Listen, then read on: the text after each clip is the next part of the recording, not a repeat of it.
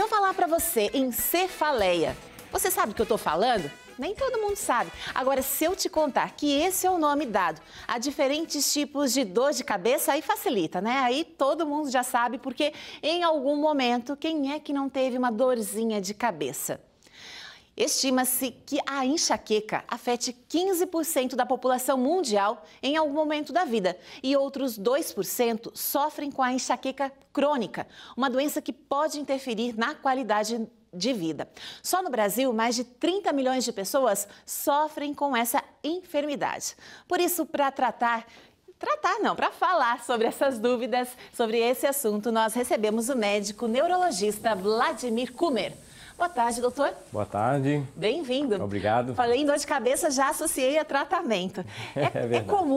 É muito comum dor de cabeça, né, doutor? É uma queixa frequente no consultório?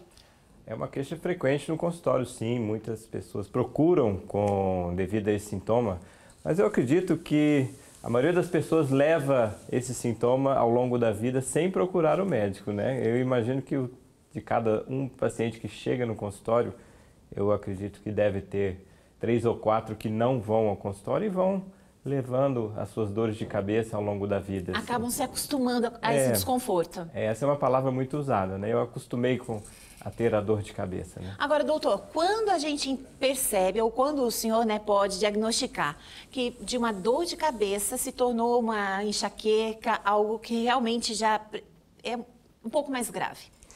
É interessante a gente ir para os conceitos, né?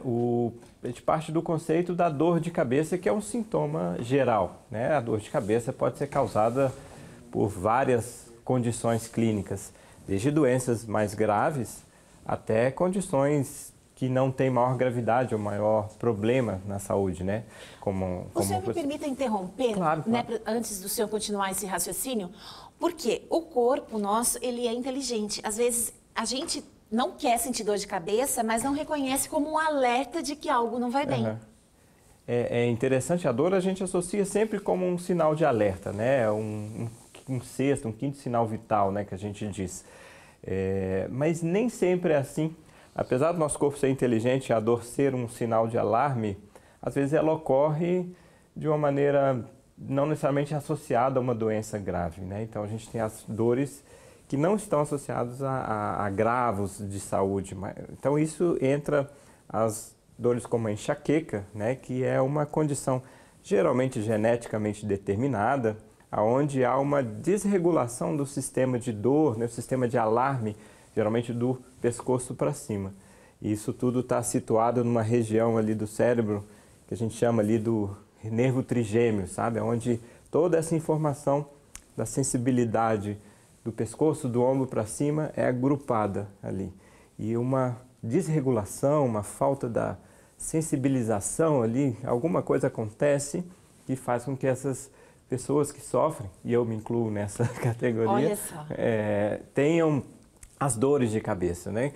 E continuando, acho que a enxaqueca, que provavelmente é a causa mais comum das dores de cabeça, que não são resultado de uma doença mais grave, ela não é somente a dor, né? Quem sofre sabe que é uma constelação de sinais e sintomas que vão desde o início dos sintomas. Muitas vezes a pessoa sente que está estranha, começa a bocejar muito, sente que o estômago não está legal e já sabe que aquilo vai ser um episódio, minutos após, horas após, de uma dor de cabeça do tipo latejante, que piora com o exercício, que a luz incomoda e que vai aumentando, até que ela se torne, em alguns casos, incapacitante, né? Hoje eu citei que é o dia da conscientização e eu pergunto ao senhor, como médico, o senhor acha que a gente precisa se alertar para o que nesse dia em relação à doença cefaleia? Eu acho que a primeira questão é saber se aquela cefaleia, ou seja, aquela dor de cabeça que nós temos, é resultado ou deve ser encarada, como um sinal de alerta para alguma coisa mais grave ou não. Isso, na maioria das pessoas, elas sabem que, principalmente se elas já têm esses sintomas já há mais tempo, já identificam aquilo como algo não grave. E outro fato importante nesse dia, né, da conscientização da enxaqueca, é que é uma condição que tem tratamento. A gente não precisa se acostumar a ter dor de cabeça, né? E no consultório, o senhor costuma ficar incomodado, assim, pela quantidade de remédio, de automedicação que as pessoas costumam, por conta, fazer, achar que apenas uma dor de cabeça, então toma um remedinho? Isso é muito comum, né? E felizmente, na maioria das vezes, isso dá certo para a maioria das pessoas, mas não raro nós vemos ali as consequências negativas disso, principalmente quando a pessoa tem a dor de cabeça muito frequente, onde começa a fazer o abuso das analgésicos. Existe até um conceito sobre isso, né, que é o abuso de analgésicos, onde a gente considera que a pessoa está nesse caminho quando ela utiliza mais do que 3 vezes por semana os analgésicos. Então, nesse caso, há um risco de abuso e o abuso do analgésico vem associado aos efeitos adversos daquele remédio. Nos casos dos anti-inflamatórios, como alterações renais, aumento de pressão, risco de úlceras gástricas, né? Então, assim, nós temos esses problemas secundários à automedicação em excesso. E tem algum cenário, algum quadro que o senhor possa colocar assim, ó, depois de tantos dias é importante procurar o médico, ou com que frequência, dependendo da frequência, ele deve procurar, então, um diagnóstico? Perfeito. Acho que qualquer dor de cabeça que foge do seu padrão habitual, seja em frequência, seja na intensidade ou na forma com que ela se apresenta, ou se você nunca teve e de repente passa a ter dor de cabeça, deve sim ser um motivo para uma avaliação médica. Agora, se você já tem uma enxaqueca, meu médico já me deu o diagnóstico de enxaqueca, eu tenho algo de vez em quando, eu convivo bem.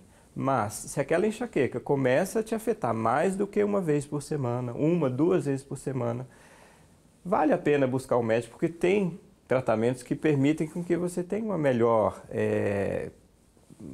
convivência com aquele processo, reduzindo os episódios, reduzindo a intensidade da sua enxaqueca. Perfeito, doutor Vladimir, muito obrigada pela sua presença, pelos seus esclarecimentos. Eu mesma, em certo momento da minha vida, comecei a ter dor de cabeça e eu nunca tenho, é muito difícil eu ter, a não ser quando eu tenho intolerância à lactose. Quando eu como algo com leite, então eu sei que pode me dar uma dor de cabeça. Mas naquele momento eu sentia muita dor de cabeça e eu fui descobrir que eu estava com um problema aqui na parte dentária e que me gerava, então, essa dor de cabeça. Então, assim, ó, não fica adiando um diagnóstico, né? Um profissional, por muito tempo, eu achava assim, estou com aneurisma, eu comecei a criar um monte de fantasmas na minha cabeça. E aí o médico me tranquilizou, ele, não, só está com problema realmente de mordedura, e aí a gente resolveu de outra forma. Que bom. Doutor Vladimir, muito obrigada e seja sempre muito bem-vindo ao Cover Mais. Obrigado, espero voltar. Obrigado.